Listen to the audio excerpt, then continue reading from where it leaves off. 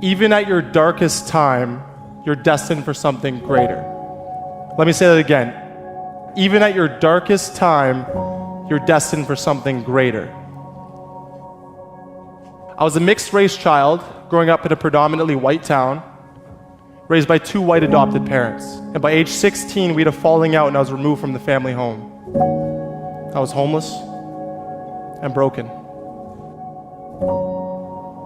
I was then brought to a small town where I was mistaken for the other mixed race child at my public school. The teachers would call me by his name each and every day, and I never corrected them. How can a 6th grader believe that there's greatness within them when they're not even being called by their own name? I remember being called for the first time on the playground at school, and I was confused as to why the other students were expecting me to fight him. It wasn't until I went home crying that day that I learned that I was different from every other kid at school, and my brother, and the parents explaining this all to me. It wasn't until I asked when my adopted brother's skin color was going to darken like mine that I realized that I didn't fit into this life that was laid out before me, that I was just blending in. This led to years of confusion and frustration. I began asking questions that always came back with the same answer. Malcolm, we will tell you when you're older. I had to wait to find out these intense details about my own past. But that talk never came. Because by age 16, I was sitting on the cold curb in the middle of January with $15 in my bank account and this letter from the Orangeville Police Service stating that I'm not welcome on or near the property of my parents' house. And I've carried that with me, both physically and emotionally. I was at my darkest time. I cried until I found myself on the gym roof of my public school, staring at the playground beneath me with a sense of calm. I remember the feel of the steel edge beneath my feet, slippery from the snow. I stood up there hoping someone would notice and call the police, not because I wanted to be stopped, but because I wanted someone to care. I was at my darkest time. But that was the thought that also made me take a step backwards towards safety. That I'm not broken. The people who don't fit in are the people who stand out.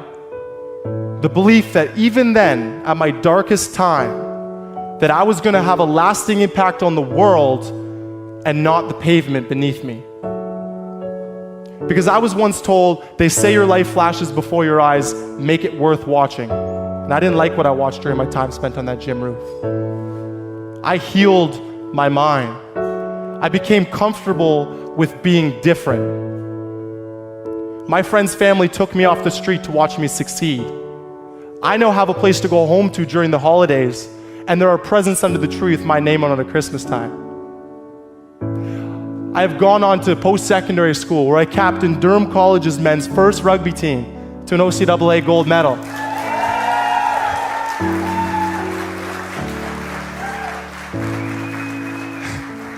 I have earned numerous rugby and academic achievements, and I have more extended family than I can begin to count. 4 years ago, the family that took me in sat me down and walked me through the process of getting my adoption paperwork. Last year it came in. 4 files this thick about my true identity from birth to age 6. I was calm. I was calm because I was happy with who I was, and I didn't need a file to tell me that. The past doesn't define me, I define me. And if there's one thing I'd ask you to take away from my speech, it's the belief that everyone, even at their darkest times, is destined for something greater, because I conquered mine, and it saved my life.